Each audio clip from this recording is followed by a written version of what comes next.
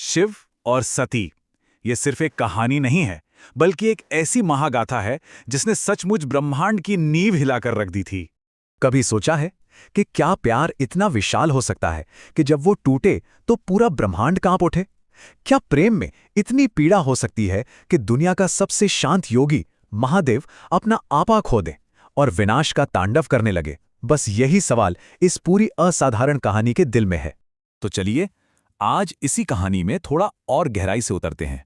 और यकीन मानिए ये सिर्फ मिलने और बिछड़ने की दास्तां नहीं है। नहीं, ये एक ऐसे प्यार की कहानी है जिसकी गूंज आज भी इस पूरे ब्रह्मांड में सुनाई देती है। देखिए, ये कोई आम प्रेम कहानी है ही नहीं। यहाँ बात सिर्फ प्यार की नहीं है, यहाँ बात त्याग की है। यहाँ प्रेम अपनी बात बलिदान की भाषा में करता है और आत्मसम्मान उसकी सबसे बड़ी पहचान बन जाता है। तो अब सवाल ये उठता है कि आखिर ये दो लोग थे कौन? एक राजकुमारी और एक वैरागी, जिनकी दुनिया एक दूसरे से बिल्कुल जुदा थी। इस कहानी में एक तरफ है सती, राजमहल में पली बड़ी एक राजकुमारी, और दूसरी तरफ है शिव, शमशान में रहने वाले एक परम वैरागी। सोचकर देखिए, एक तरफ राजा दक्ष की बेटी जो सांसारिक कर्तव्यों से बंधी हैं, और दूसरी तरफ कैलाश के स्वामी जो इस संसार को ही माया मानते हैं। कितना बड़ा विरोधाभास था। और जाहिर है उनके पिता इस रिश्ते के सख्त खिलाफ थे। लेकिन सती का प्रेम सच्चा था। उन्होंने महल के सारे सुख सुविधाएं छोड़ दी और शिव को पाने के लिए कठोर तपस्या करने चली गईं।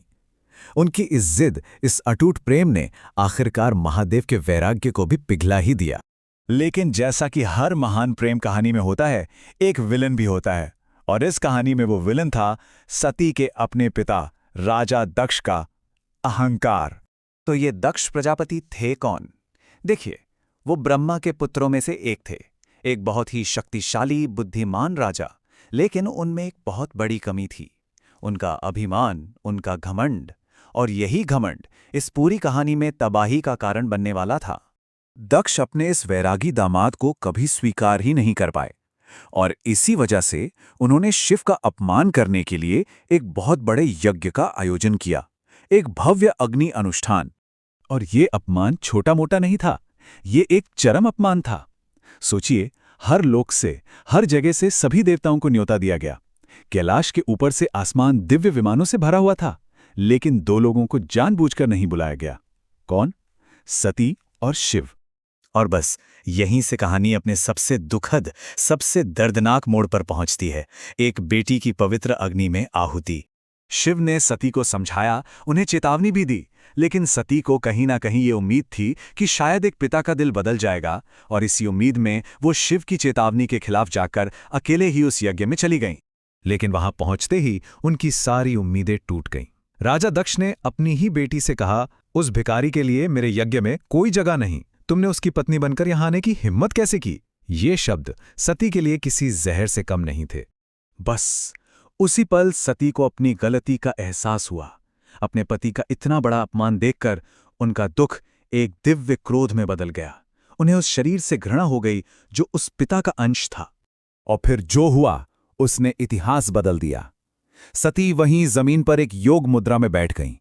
उन्होंने अपनी योग शक्ति से अपनी आंतरिक अग्नि को जगाया। उन्होंने प्रार्थना की कि वो अगले जन्म में भी शिव की ही पत्नी बने। और देखते ही देखते उनका शरीर एक दिव्य ज्वाला में भस्म हो गया। सती का ये बलिदान एक शुरुआत थी, संहारक के दुख की और उसके बाद होने वाले प्रलय की। जैसे ही सती का अंत हुआ, कैलाश पर शिव को इसका अनुभव हो गया। एक पल और उनका शांत स्वरूप क्रोध की ज्वाला में बदल गया। उनका तीसरा नेत्र खुल गया।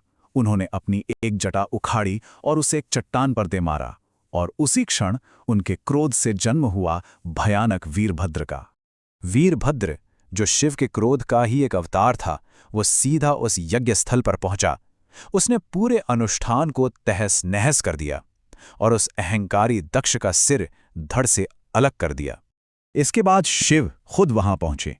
सती के शरीर को उठाकर उनका मौन दुख एक विनाशकारी नृत्य तांडव में बदल गया। एक ऐसा नृत्य जिससे पूरा ब्रह्मांड खत्म होने के कगार पर आ गया था। लेकिन इस विनाश से ही एक नई विरासत का जन्म हुआ, एक शाश्वत प्रेम की विरासत। शिव के इस दुख और क्रोध को शांत करने और सृष्टि को बचाने के लिए भगवान विष्णु को आगे आना पड़ा। उन्होंने अपने सुदर्शन चक्र का इस्तेमाल किया और सती के शरीर को कई हिस्सों में बिखेर दिया। कितने हिस्सों में? 51, 51? और यहीं से शक्ति पीठों का जन्म हुआ। ये वो 51 पवित्र स्थान हैं जहां सती के शरीर के हिस्से गिरे थे। आज भी ये हर स्थल दिव्य स्त्री ऊर्जा का केंद्र माना जाता है। ये प्रेम, त्याग और भक्ति के शाश्वत प्रमाण हैं। और हाँ, कहानी यहाँ खत्म नहीं होती, क्योंकि सती को पार्वती के रूप में फिर से जन्म लेना था इस कहानी को पूरा करने के लिए। तो आखिर में सवाल यही रह जाता है, क्या एक महान प्रेम का अंतिम अंत एक त्रासदी है, या फिर ये किसी शाश्वत, किसी अमर चीज की नींव है? शायद यही इस कहानी का सार